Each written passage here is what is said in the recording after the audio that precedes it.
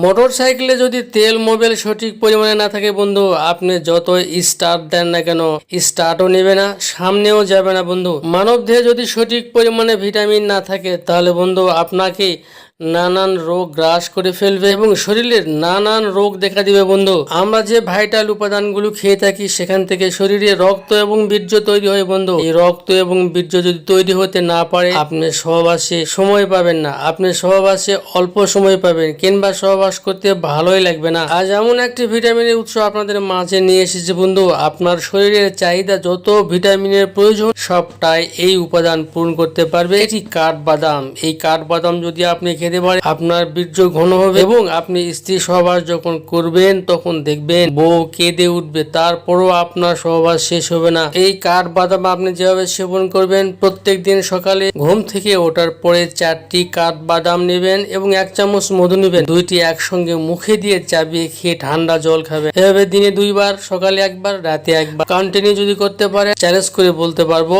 সহবাসে স্ত্রী কেঁদে উঠবে বন্ধু। আজকের ভিডিওটি এ পর্যন্তই। আল্লাহ হাফেজ।